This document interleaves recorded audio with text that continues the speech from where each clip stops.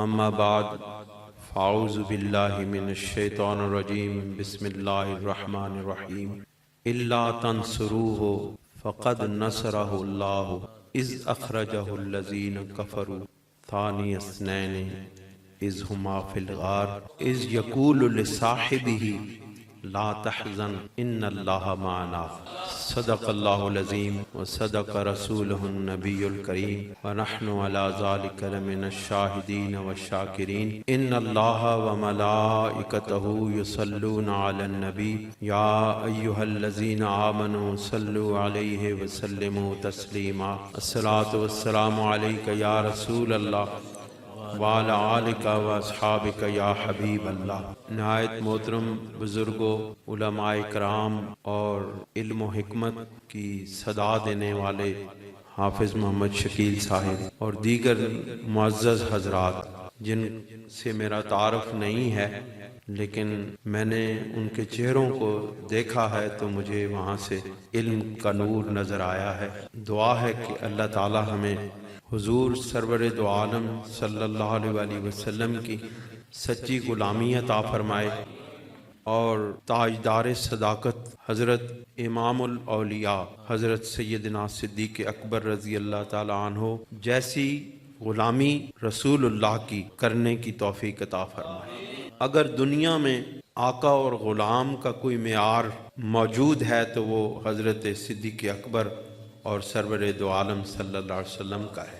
دوستو اور بزرگوں، جو آیہ مبارکہ میں نے آپ کے سامنے پیش کی ہے اس کے اوپر اگر آپ غور و فکر کریں، اگر اس آیہ مبارکہ پر غور کیا جائے تو یہ انسان کی نظروں کے کینوس پر عشق و محبت کے رنگ بکھیر دیتی ہے اور ایسی منظر کشی کرتی ہے کہ انسان اس آیہ مبارکہ کے سحر میں گرفتار ہو جاتا ہے اور وہ انسان اپنے آپ کو اس منظر کا حصہ سمجھنے لگتا ہے۔ یہ آیہ مبارکہ حضور سرور دو عالم صلی اللہ علیہ وآلہ وسلم کی نہیں، آپ اس طرح نہ پھر لوگ ڈسٹرب ہوتے ہیں۔ آپ آرام سے بیٹھ کے اگر آپ حضرات نے میری بات سن لی اور میرے لیے دل کی گہرائیوں سے دعا کر لی تو میں سمجھوں گا کہ میں آپ کے پاس بہت بڑی دولت لے کے جا رہا ہوں۔ حافظ صاحب نوکری کرتے ہی اچھے لگتے ہیں تو ہمیں نوکر ہی رہنے دیں کہ اللہ کے پیارے محبوب کے اور اللہ کے پیارے محبوب کے غلاموں کی نوکری کرتے ہوئے زندگی بسر ہو جائے تو اس سے بڑھ کر اور کوئی دنیا کے اندر دولت موجود نہیں ہے۔ تو میں عرض کر رہا تھا کہ یہ آیہ مبارکہ حضور سرور دو عالم صلی اللہ علیہ وآلہ وسلم کی مکہ مکرمہ کو چھوڑ کر مدینہ منورہ کو اپنی تجلیات کا مرکز و محور بنانے کی طرف اللہ کے حکم کی تابع فرمانی ہے۔ اللہ رب العزت نے گویا یہ کہا کہ اے میرے محبوب 13 سال تک تو نے مکہ معظمہ اور کعبہ منورہ کو اپنے انوارات اور تجلیات سے اور اس ماحول کو اپنے نور سے اس طرح منور کر دیا ہے کہ قیامت تک آنے والے جتنے بھی لوگ یہاں پر آئیں گے وہ تیرا نور لے کر کے یہاں سے جائیں گے۔ اب تیرے نور کے فیضان کی ایک اور جگہ کو ضرورت ہے، اب یہاں سے اپنی تشریف کو لے جا کر مدینہ منورہ کو اپنے انوارات اور تجلیات سے بھر دیں تاکہ جو لوگ یہاں سے فیض نہ حاصل کر سکیں وہ وہاں چلے جائیں، جو وہاں سے نہ کر سکیں وہ یہاں چلے آئیں، اور جو دونوں جگہوں سے فیض حاصل کریں وہ تو سب سے بڑے خوش نصیب ہوئی ہے۔ میں آج آپ کے سامنے چند مناظر رکھوں گا، منظروں کے اندر آپ کو میں لے کے جانے کی کوشش کروں گا۔ دو جوانیاں مکہ مکرمہ کی سرزمین پر اپنے وجود کا اظہار کر رہی ہیں۔ لوگ ان جوانوں کو الگ تھلگ زندگی، اس ماحول سے الگ زندگی کی طرف جب دیکھتے ہیں تو وہ ہکا بکا رہ جاتے ہیں کہ مکہ کی سرزمین پر یہ دو نوجوان ایسے ہیں جو اس ماحول سے بالکل اپنے آپ کو الگ کیے ہوئے ہیں، ان کی دنیا ہی الگ ہے۔ اور وہ کون ہے؟ ایک سرور کائنات ہیں اور ایک صدیق اکبر ہیں۔ اب جب مزاج ایک جیسے ہیں، اب جب سوچ ایک جیسی ہے، اب جب خیالات ایک جیسے ہیں تو پھر ان نوجوانوں کا آپس کے اندر ایک دوسرے کی طرف کشش کرنا یہ ایک بدیہی امر ہے۔ اب ہوا یہ کہ جس وقت مزاج مل گئے، خیالات اور تصورات مل گئے تو حضرت سیدنا صدیق اکبر رسول اللہ کی طرف کشش کرنے لگے، کھچنے لگے، کھچتے کھچتے وہ تعلق، وہ جان پہچان دوستی میں بدل گئی۔ اور جب وہ دو نوجوان جب قدم رکھا انہوں نے تجارت کی دنیا کے اندر، تو انہوں نے اس دنیا کے اندر بھی اپنی دیانت، شرافت، صداقت، امانت اور دیانت کے جھنڈے گاڑ دیے۔ لوگ سیدنا صدیق اکبر کو اور رسول اللہ صلی اللہ علیہ وسلم کو جس طرف سے گزرتے ہوئے دیکھتے، وہ کہتے یہ امین اور صادق تاجر گزر رہے ہیں، یہ صادق و امین تاجر گزر رہے ہیں یہاں سے۔ اب دیکھیں ان ہستیوں نے اپنی شخصیت لوگوں کے دلوں کے اندر سرایت کرتے ہوئے گزار دی۔ اور پھر ایک منظر آیا، ایک وقت آیا کہ جب رسول اللہ صلی اللہ علیہ وسلم کو اللہ رب العزت نے کہا کہ اے میرے محبوب اب اعلان نبوت فرما دے۔ جب رسول اللہ نے اعلان نبوت کیا تو سب سے پہلے جو دعوت دینے کی آپ کی نظر ٹھہری وہ سیدنا صدیق اکبر کے اوپر ٹھہری۔ جب پورے مکے کے اندر آپ کو دعوت کا خیال آیا کہ میں یہ دعوت الی الحق کس کو دوں، تو پھر سب سے پہلے سرور دو عالم صلی اللہ علیہ وسلم کی نگاہوں میں ایک ہی چہرہ آیا سیدنا صدیق اکبر کا۔ آپ نے سیدنا صدیق اکبر سے کہا کہ اللہ رب العزت نے مجھے نبوت عطا کی ہے۔ سیدنا صدیق اکبر نے کہا کہ یا رسول اللہ آپ حق ہیں، آپ نبی ہیں، میں آپ پر ایمان لاتا ہوں۔ پھر تکلیفوں کا دور شروع ہوا، مصائب کا دور شروع ہوا، تو وہ مصائب اور تکلیفوں کو برداشت کرنے میں بھی رسول اللہ کے ساتھ ساتھ تھے۔ یہ نہیں کہ تکلیف آئی، مصیبت آئی تو الگ ہو گئے، جب آسانیاں آئی تو ساتھ مل گئے، نہیں، یہ صدیق اکبر کا ایمان نہیں ہے۔ صدیق اکبر کا ایمان یہ ہے کہ تکلیف ہو تب بھی رسول اللہ کے ساتھ ہو، آسانی ہو تب بھی رسول اللہ کے ساتھ ہو، ہر معاملے کے اندر، ہر مرحلے کے اندر رسول اللہ کا ساتھ دیا جائے۔ جب رسول اللہ صلی اللہ علیہ وسلم دعوت الی الحق دینے لگے اور اسلام کی آواز بلند کرنے لگے تو ایک دن سید کونین صلی اللہ علیہ وسلم کعبہ معظمہ کے اندر عبادت فرما رہے تھے، تو ایک بدبخت عقبہ ابن معیط وہ ادھر آ نکلا اور اس نے چادر لی اور سرور کائنات صلی اللہ علیہ وسلم کے گلے میں وہ چادر ڈال کے اس کو وٹ دینے لگا، اس کو بٹنے لگا، حتیٰ کہ وہ بٹتے بٹتے سرکار دو عالم صلی اللہ علیہ وسلم کے گلے پر اتنی تکلیف ہوئی کہ آپ کی سانسیں بند ہونے لگی۔ حضرت علی کرم اللہ وجہ الکریم وہ منظر دیکھ رہے تھے، لیکن وہ اس وقت چھوٹے تھے۔ دوسرے کفار نے رسول اللہ کے گرد گھیرا بنایا ہوا تھا اور ان کے قریب کسی کو نہیں جانے دیتے تھے۔ اتنے میں وہاں سیدنا صدیق اکبر رضی اللہ تعالیٰ عنہ آئے اور آپ نے آتے ہی ان صفوں کو، کفار کی صفوں کو چیرا اور چیر کے رسول اللہ صلی اللہ علیہ وسلم کے اوپر جا پڑے، اور عقبہ بن معیط سے وہ چادر چھڑانے کے بعد اس سے رسول اللہ صلی اللہ علیہ وسلم کے گلے کو اس چادر سے آزاد کرایا اور بڑے تاریخی جملے کہے حافظ صاحب، اور وہ اتنے تاریخی جملے ہیں کہ رسول اللہ صلی اللہ علیہ وسلم کے اس غلام کے جملوں نے ایک مرتبہ ان کفار کے دلوں کو لرزا کے رکھ دیا۔ آپ نے فرمایا اتقتلون رجلا ان یقول ربی اللہ، کہ تم اس ایک شخص کو محض اس لیے قتل کر دینا چاہتے ہو کہ وہ کہتا ہے کہ میرا رب اللہ ہے، صرف اس بنیاد کے اوپر۔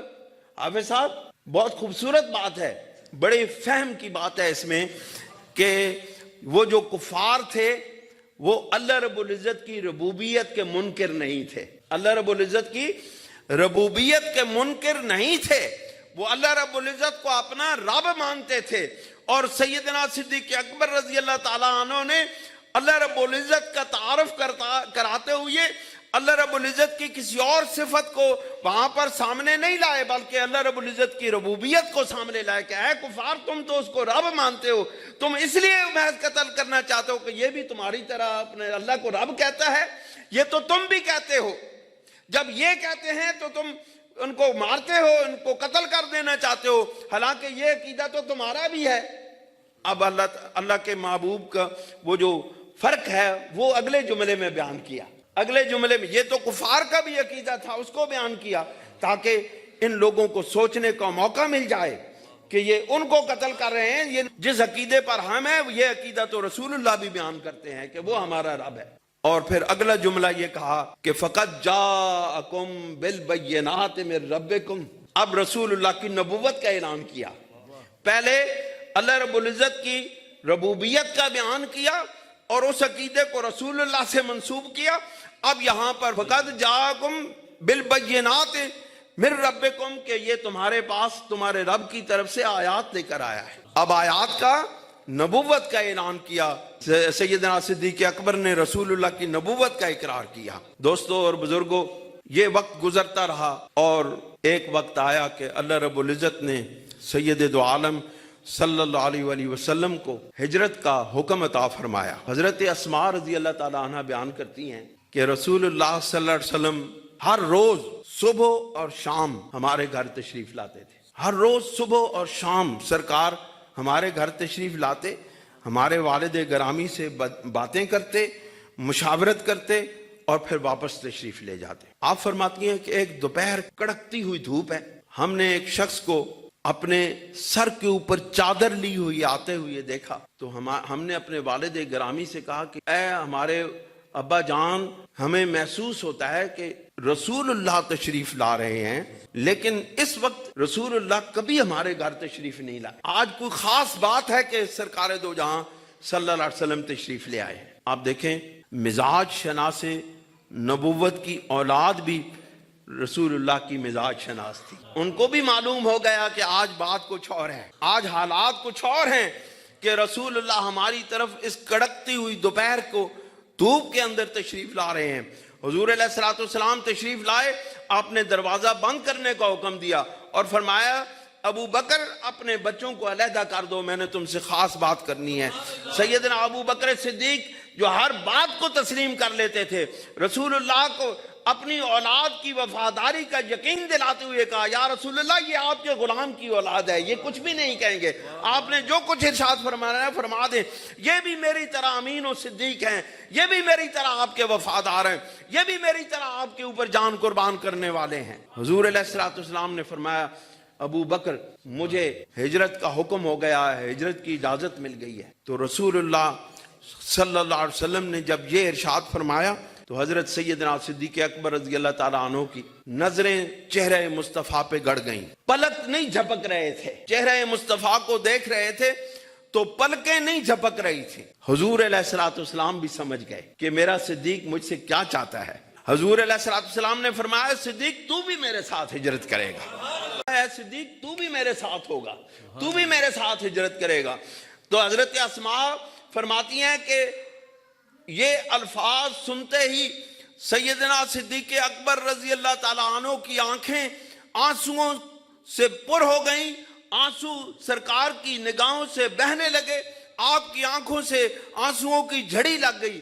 حضرت اسماء فرماتی ہیں میں نے اپنی زندگی میں پہلی مرتبہ کسی شخص کو خوشی کی حالت میں روتے ہوئے دیکھا. تیاری ہو گئی. حضرت صدیق اکبر رضی اللہ تعالیٰ عنہ سے رسول اللہ نے ارشاد فرمایا کہ ابو بکر تیاری کیجئے. صدیق اکبر نے فرمایا یا رسول اللہ تیاری تو ہو چکی ہے، تیاری تو پہلے ہی ہو چکی ہے. 2 اونٹنیاں جس وقت آپ نے کہا تھا کہ ابو بکر تیرے ساتھ کوئی ہجرت کرے گا، میں نے اس وقت ہی جان لیا تھا کہ میں رسول اللہ کے ساتھ ہجرت کروں. یا رسول اللہ میں نے تو اس وقت کی 2 اونٹنیاں خرید کے گھر کے اندر رکھی ہیں تاکہ جس وقت آپ حکم کریں تو ذرا دیر بھی نہ لگے، آپ کے حکم کی فوراً تعمیل ہو جائے. میں نے اس دن سے ان اونٹنیوں کو گھر سے باہر چرنے کے لیے بھی نہیں بھیجا کہ آپ آئیں اور کہیں کہ آؤ ابو بکر چلتے ہیں تو کہیں اونٹنیاں لاتے ہوئے دیر نہ ہو جائے. یہ اطاعت رسول ہے، یہ وفائے رسول ہے، یہ رسول اللہ کے ساتھ وفا کرنے کے انداز ہیں. اگر کسی نے رسول اللہ کے ساتھ وفا کے انداز سیکھنے ہو تو سیدنا صدیق اکبر سے سیکھیں. آپ فرماتے ہیں کہ میں مختصر کر رہا ہوں، آپ نے علماء سے یہ بہت ساری باتیں سنی ہیں. اللہ تعالیٰ کے محبوب نے فرمایا آج ہم یہاں سے چلے جائیں گے. آپ نے پورا انتظام کیا، آپ اس رات وہاں سے نکل پڑے. سیدنا علی کرم اللہ وجہ الکریم کو اپنے بستر پر لٹایا. سیدنا علی کرم اللہ وجہ الکریم کو مکہ والوں کی امانتیں دے کر اپنے بستر پر لٹا دیا اور فرمایا کہ میری یہ چادر لے کر کے لیٹ جاؤ اور تمہیں کچھ بھی نہیں ہوگا. ضمانت بھی دے دی کہ تمہیں کچھ بھی نہیں ہو. ضمانت دے کر لٹا دیا اور خود سیدنا صدیق اکبر کو لے کر کے غار ثور کی طرف چل پڑے. دوستو یہ بھی بڑا خوبصورت منظر ہے. سیدنا صدیق اکبر حضور علیہ الصلوۃ والسلام کے کبھی دائیں کبھی آگے کبھی پیچھے ہو رہے ہیں. حضور علیہ الصلوۃ والسلام نے پوچھا ابو بکر تجھے کیا مسئلہ ہے, کیوں اس طرح کر رہے ہیں؟ سیدنا صدیق اکبر نے کہا کہ یا رسول اللہ میں نہیں چاہتا کہ آپ کو کوئی دشمن تکلیف دے, اس لیے میں کبھی آپ کے آگے جاتا ہوں کبھی پیچھے جاتا ہوں. بڑا تاریخی جملہ رسول اللہ نے فرمایا تھا. سوال پوچھا اے صدیق کیا تو چاہتا ہے کہ مجھے کوئی تکلیف نہ پہنچے؟ حضرت صدیق اکبر رضی اللہ تعالیٰ عنہ نے جو الفاظ کہے خدا کی قسم وہ سونے سے لکھنے کے قابل ہیں.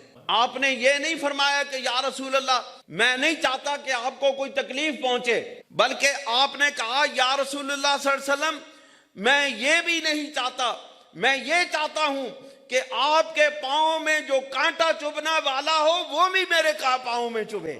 آپ نے یہ نہیں کہا, بہت غور طلب بات ہے, آپ نے یہ نہیں کہا کہ یا رسول اللہ مجھے بھی تکلیف نہ پہنچے اور آپ کو بھی تکلیف نہ پہنچے, یہ میں چاہتا ہوں. آپ نے فرمایا نہیں یا رسول اللہ میں یہ چاہتا ہوں کہ جو کانٹا آپ کے پاؤں میں چبھنے والا ہے وہ بھی میرے پاؤں میں چبھے, آپ کی تکلیف میں اپنے جسم پر لیتا ہوں. تیرے دکھ میرے دکھ, تینوں کوئی دکھ نہ ہوئے, سارے دکھ میرے بعد چولی پا دے یا رسول اللہ. یا رسول اللہ سارے دکھ میری جولی میں ڈال دیں. دوسرے الفاظ میں یہ بات ہے. تو رسول اللہ صلی اللہ علیہ وسلم نے سیدنا صدیق اکبر رضی اللہ تعالیٰ عنہ سے کہا کہ اے صدیق اکبر آپ مجھے اپنے کاندھوں پہ اٹھا لیں. آپ دیکھیں ایک وہ منظر ہے جب صدیق نے رسول اللہ کو اپنے کاندھوں پر اٹھایا, اور پھر کئی سالوں کے بعد ایک وہ منظر ہے جب رسول اللہ نے حضرت علی کرم اللہ وجہ الکریم کو اپنے کاندھوں پر اٹھایا. دوستو کسی اہل جذبہ نے یہ ان باتوں سے دو نقطے بیان کیے ہیں, وہ میں آپ کی نظر کرتا ہوں. جو پہلا منظر ہے سرور دو عالم صلی اللہ علیہ وسلم نے قریش کی امانتیں دے کر کے حضرت علی کرم اللہ وجہ الکریم کو اپنے بستر پر لٹایا تھا. تو اہل ذوق کہتے ہیں کہ رسول اللہ نے مکہ والوں کی امانتیں حضرت علی کے سپرد کی اور اللہ رب العزت نے کائنات کی امانت صدیق اکبر کے سپرد کی. اور دوستو پھر فرماتے ہیں کہ اس مقام پر حضرت سیدنا صدیق اکبر رضی اللہ تعالیٰ عنہ نے جو سیدنا سرور کونین صلی اللہ علیہ وسلم کو اپنے کاندھوں پر اٹھایا اور مکہ معظمہ میں کعبہ کے اندر رسول اللہ نے حضرت علی کو اپنے کاندھوں پر اٹھایا. تو اہل تصوف کہتے ہیں جس نے فیضان نبوت لینا ہو وہ صدیق اکبر کے پاس جائے, جس نے فیضان ولایت لینا ہو وہ علی گڑھ مرتضیٰ کے پاس جائے. دوستو اللہ کریم نے اس ہجرت کے منظر کو اس آیت میں سمو دیا ہے, بیان فرما دیا ہے. قیامت تک یہ منظر لوگوں کی نگاہوں کے سامنے گھومتا رہے گا جب اللہ کریم نے فرمایا الا تنصروہ, اگر تم میرے محبوب کی مدد نہ کرو. اب یہاں پر ضمیر کا خیال رکھنا, واحد کی ضمیر ہے. الا تنصروہ, اگر تم میرے محبوب کی مدد نہ کرو, فقد نصرہ اللہ, تحقیق اللہ رب العزت نے اس سے پہلے ہجرت کی رات اللہ رب العزت نے اپنے محبوب کی مدد کی تھی جب اس کا کوئی مددگار نہیں تھا. اس وقت سیدنا صدیق اکبر مددگار تھا.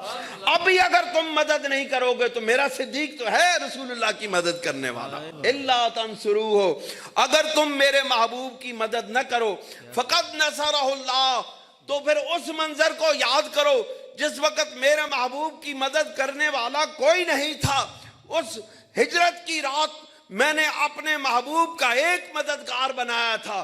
اب بھی اگر تم مدد نہیں کرنا چاہتے تو نہ کرو, میرا صدیق تو اب بھی رسول اللہ کے ساتھ. دوستو اور بزرگوں, لوگ کہتے ہیں کہ سایہ تیرے پیکر کا نہ تھا, میں تو کہتا ہوں جہاں بھر پہ ہے سایہ تیرا. آپ دوستو یہ رات, یہ جو 3 راتیں سیدنا صدیق اکبر نے رسول اللہ کے ساتھ ہجرت کی اور وہ سفر کیا, پوری تاریخ اٹھا کے دیکھ لیں, پوری تاریخ اٹھا کے دیکھ لیں.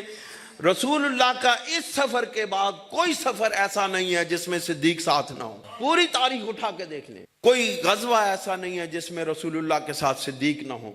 کوئی سفر ایسا نہیں ہے, تبلیغ و دعوت کا کوئی سفر ایسا نہیں ہے جس میں اس سفر کے بعد رسول اللہ کے ساتھ سیدنا صدیق اکبر نہ ہو. تو صوفیاء کہتے ہیں, کسی صوفی نے کہا کہ رسول اللہ کا سایہ تو نہ تھا لیکن اس سفر کے بعد اللہ رب العزت نے سیدنا صدیق اکبر کو رسول اللہ کا سایہ بنا دیا. وہ ہر وقت سایہ کی طرح رسول اللہ کے ساتھ رہتے تھے کہ اس کے بعد رسول اللہ کے ساتھ سائے کی طرح چپک گئے سیدنا صدیق اکبر. کسی سفر میں، کسی حضر میں، کسی جگہ پر مسجد نبوی کو دیکھ لیں تو رسول اللہ کے ساتھ صدیق نظر آئیں گے. کسی غزوہ بدر میں، غزوہ احد میں، غزوہ حنین میں، جس جگہ دیکھ لیں سیدنا صدیق اکبر نظر آئیں گے. اور مدینہ پاک میں رسول اللہ کے ساتھ سیدنا صدیق اکبر نظر آئیں گے. دوستو اور بزرگوں، پھر اللہ کریم ارشاد فرماتے ہیں اس اخرجہ الذین کفروا ثانی اثنین اذ ہما فی الغار. جب اس کو کافروں نے مکہ معظمہ سے نکال دیا تھا تو وہ دو تھے. ثانی اثنین اذ ہما فی الغار، اس غار کے اندر وہ صرف اور صرف دو تھے. دوستو یہ منظر آپ نے تمام اس سے پہلے علماء کرام سے سن رکھا ہے، میں اس کے اندر نہیں جانا چاہتا. اللہ رب العزت کے محبوب نے اس غار ثور کے اندر حضرت سیدنا صدیق اکبر کے گود میں اپنا سر رکھا اور بڑے اطمینان کے ساتھ سو گئے. اب بندے کو اطمینان کیسے ملتا ہے جی؟ جب کوئی اپنا ہو، جب کسی پر اعتماد ہو، جب پتہ ہو کہ ہر دکھ اور تکلیف کو، آنے والے مصائب کو یہ بندہ سنبھال لے گا تو اس کی گود میں ہی سر رکھ کے سویا جا سکتا ہے. ثانی اثنین اذ ہما فی الغار، جب آپ دو حضرات اس غار کے اندر موجود تھے. حضرت سیدنا صدیق اکبر رضی اللہ تعالیٰ عنہ ارشاد فرماتے ہیں قلت للنبی صلی اللہ علیہ وسلم وانا فی الغار، میں نے رسول اللہ صلی اللہ علیہ وسلم سے اس وقت پوچھا جب میں غار میں تھا. رسول اللہ کا نہیں کہا کہ رسول اللہ بھی غار میں تھے، کہا میں غار میں تھا. ادب کی بات ہے، میں غار میں تھا. اپنے آپ کو رسول اللہ کے ساتھ ہم نوا نہیں بنایا، اپنی غلامی کو اس وقت بھی برقرار رکھا. یہ نہیں کہا کہ میں تھا اور میرے ساتھ رسول اللہ تھے. آپ نے فرمایا وَأَنَا فِي الْغَارِ، میں غار میں تھا. تو کہتے ہیں میں نے رسول اللہ سے پوچھا یا رسول اللہ صلی اللہ علیہ وسلم لو ان احدہما، اگر ان میں سے کوئی ایک شخص بھی نظر تحت قدمہ، اپنے قدموں پر اپنی نظریں کرے، جھک جائے، جھک کر اپنے قدموں کو دیکھے، لَأَبْصَرَنَا، تو یہ ہم دونوں کو ہمیں دیکھ لے گا. تو کوئی شخص ہمیں دیکھ لے گا. یہاں پر میں حضور آپ کی خدمت میں ایک نقطہ پیش کرنے لگا ہوں. آپ نے فرمایا یا رسول اللہ لَأَبْصَرَنَا، وہ جو کوئی شخص نیچے نظریں کرے گا تو وہ ہمیں دیکھ لے گا. رسول اللہ نے دو ممکنہ جواب ہے نا یہاں پہ. سرکار فرماتے کہ صدیق واقعی وہ ہمیں دیکھ لے گا. یہ ایک ممکنہ جواب ہے، یہ ایک ممکنہ جواب ہے نا کہ یا اے صدیق واقعی وہ ہمیں دیکھ لے گا. دوسرا ممکنہ جواب یہ ہے کہ اے صدیق وہ ہمیں نہیں دیکھ سکے گا. لیکن یہ دونوں جواب رسول اللہ نے دیے. رسول اللہ صلی اللہ علیہ وسلم نے فرمایا یا ابا بکر ما ظنک یا ابا بکر باثنین اللہ ثالثہما، اے ابو بکر تیرا ان دو کے بارے میں کیا خیال ہے جن کے ساتھ تیسرا اللہ ہے. رسول اللہ نے یہ نہیں کہا کہ وہ ہمیں نہیں دیکھ سکتے. اگر یہ فرماتے تو یہ بھی حق تھا، لیکن رسول اللہ نے یہ کیوں فرمایا کہ اے صدیق تیرا ان دو کے بارے میں کیا خیال ہے کہ جن کے ساتھ تیسرا اللہ ہے. اب یہاں پر مائیت کا سوال اٹھتا ہے. یہاں مائیت کی جو تاثیر ہے اس کا بیان ہوتا ہے. رسول اللہ نے یہ اگر فرماتے کہ وہ ہمیں دیکھ لیتے تو یہاں پر مائیت کا معنی حال نہ ہوتا. یہاں پر رسول اللہ نے یہ بات فرما کے ارشاد فرما کے دو کے ساتھ تیسرا اللہ ہے، اس مائیت کے رنگ کو رسول اللہ نے بیان فرما دیا. دیکھیں دوستو، جب کوئی چیز کسی دوسری چیز کے ساتھ ملتی ہے تو اس کا رنگ اس کے اندر آ جاتا ہے. حضرت شیخ سعدی رحمۃ اللہ علیہ نے اسی منظر کو بیان فرماتے ہوئے ارشاد فرمایا گلے خوشبوئے در حمام روزے رسید از دست محبوب بدستم، کہ ایک دن حمام کی مٹی میرے محبوب کے ہاتھوں کو لگی اور میرے محبوب نے میرے ساتھ ہاتھ ملائے تو اس مٹی کی خوشبو میرے ہاتھوں سے آنے لگی. آپ فرماتے ہیں بدو گفتم کے مشک یا عبیر، میں نے اس مٹی سے پوچھا کہ تو مشک ہے یا عبیر ہے. عبیر کہتے ہیں مشک اور کافور کے دونوں خوشبوؤں کو ملا دیا جائے تو اس کو عبیر کہتے ہیں. آپ فرماتے ہیں کہ میں نے اس مٹی سے پوچھا کہ تو مشک ہے یا عبیر ہے، کہ از بوئے دلاویز تو مستم، کہ میں تیری دلاویز خوشبو سے مست ہو گیا ہوں. اب خوبصورت بات جو آگے جو فرما رہے ہیں وہ میت کی بات ہے. بے گفتہ من گلے ناچیز بودم، اس مٹی نے کہا کہ میں تو ایک ناچیز مٹی تھی، ولیکن مدت با گل نشستم، لیکن میں مدتوں پھولوں کے ساتھ رہی ہوں. میں مدتیں میں نے پھولوں کے ساتھ گزاری ہیں، کئی سالوں تک میں پھولوں کے ساتھ رہتی رہی ہوں، تو پھر کیا ہوا؟ کمال ہم نشیں درمن اثر کر، تو ان پھولوں کے کمال نے میرے اوپر اثر کیا، وگرنہ من ہما خاکم کے ہستم، ورنہ میں تو وہی مٹی ہوں جو میں پہلے تھی۔ اب پھولوں کے ساتھ رہنے کی وجہ سے میرے اندر وہ خوشبو آ گئی۔ دوستو، حضرت امام ربانی مجدد الفسانی رحمۃ اللہ علیہ نے معیت کی دو قسمیں بیان فرمائی۔ آپ فرماتے ہیں ایک معیت عامہ ہے اور ایک معیت خاصہ ہے۔ معیت عامہ یہ ہے کہ جس کا علم سوائے رب ذوالجلال کے اور کسی کو نہیں ہے، یعنی وَهُوَ مَعَكُمْ أَيْنَمَا كُنْتُمْ۔ آپ فرماتے ہیں یہ آیت اس پر دلیل ہے، معیت عامہ پر، اور آپ فرماتے ہیں یہ یک طرفہ معیت ہے، یہ ایک طرف کی معیت ہے، اور یہ اللہ رب العزت کی طرف سے معیت ہے۔ بندوں کو پتہ نہیں ہوتا کہ اللہ ہمارے ساتھ ہے، ہم اس کیفیت سے واقف نہیں ہیں، اس حالت سے واقف نہیں ہیں کہ کس حالت میں ہمارا رب ہمارے ساتھ ہے۔ لیکن آپ فرماتے ہیں کہ ایک معیت خاصہ ہے جو دو طرفہ ہے، اور جس کی بنیاد المرء مع من احب کے اوپر ہے، کہ جس کے ساتھ تم محبت کرتے ہو یہ اس کی بنیاد کے اوپر ہے، اس کے ساتھ اٹھائے جاؤ گے، یہ معیت خاصہ اس کی بنیاد کے اوپر ہے۔ آپ فرماتے ہیں کہ یہ دو طرفہ ہے، یہ اس کو بھی پتا ہے کہ میرے اپنے بندے کے ساتھ معیت ہے، اور بندے کو بھی پتا ہے کہ میری اپنے رب کے ساتھ معیت ہے۔ اور اس معیت کی مثال حضرت خواجہ باقی باللہ رحمۃ اللہ علیہ نے عطا فرمائی۔ جب آپ نے اپنے نانبائی پر علیحدگی میں جا کے توجہ فرمائی، تو پھر جب باہر نکلے تو نانبائی نہیں تھا، وہ باقی باللہ بنا ہوا تھا۔ کوئی شخص بھی پہچان نہیں سکتا تھا کہ نانبائی کون ہے اور باقی باللہ کون ہے۔ اب وہ معیت کا رنگ اتنا چڑھ جاتا ہے۔ حضرت امام ربانی فرماتے ہیں کہ یہ انانیت کو ختم کر دیتی ہے، یہ معیت یہ دوئی کو ختم کر دیتی ہے، یہ متوجہ علیہ کی ایسی بے مثل کے اندر بے مثل ہو جاتا ہے، بے مثل توجہ کے اندر بے مثل ہو جاتا ہے کہ اس کے اوپر بھی وہ بے مثل کا رنگ چڑھ جاتا ہے۔ اس لیے رسول اللہ صلی اللہ علیہ وسلم نے فرمایا تھا کہ اے صدیق تیرا اس کے بارے میں کیا خیال ہے کہ جب جو دو کے ساتھ تیسرا اللہ ہے۔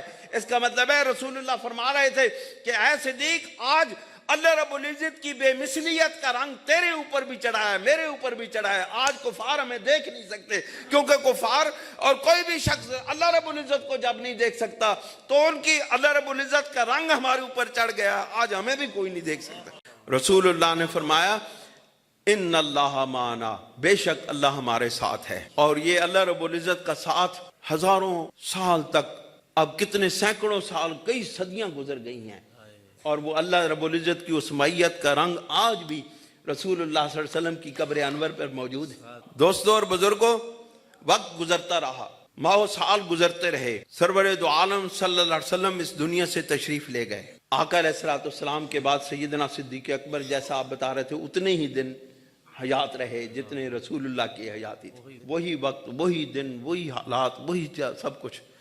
اس کے بعد حضرت سیدنا صدیق اکبر رضی اللہ تعالیٰ عنہ کا وصال ہو گیا۔ آپ کے جسد اطہر کو لے کر کے رسول اللہ کی بارگاہ میں حاضر ہوئے، اور آپ کی لحد مبارک بنائی گئی، اور حضرت علی کرم اللہ وجہ الکریم اس لحد مبارک میں اترے۔ ایک خوبصورت منظر میں پیش کر کے آپ سے اجازت چاہوں گا۔ لوگ کہتے ہیں ان کے آپس میں دشمنیاں تھیں، ان کی مخالفتیں تھیں، کبھی کوئی دشمن کی قبر میں اترا ہے؟ بھائی عشق و محبت ہوتی ہے تو بیٹا اپنے باپ کی قبر میں اترتا ہے، بھائی اپنے بھائی کی قبر میں اترتا ہے، دوست اپنے دوست کی قبر میں اترتا ہے۔ دشمن کو کبھی کسی نے نہیں دیکھا کہ کوئی دشمن کسی دشمن کی قبر میں اترا۔ فرماتے ہیں اہل اللہ لکھتے ہیں کہ سیدنا علی کرم اللہ وجہ الکریم اس قبر انور کے اندر اترے اور اس کی مٹی کو اپنے ہاتھوں سے صاف کرنے لگے، برابر کرنے لگے۔ اتنی دیر میں حضرت علی کرم اللہ وجہ الکریم کے رونے کی آوازیں آنے لگیں، وہ رونے کی آوازیں ہچکیوں میں بدل گئیں، اور وہ ہچکیاں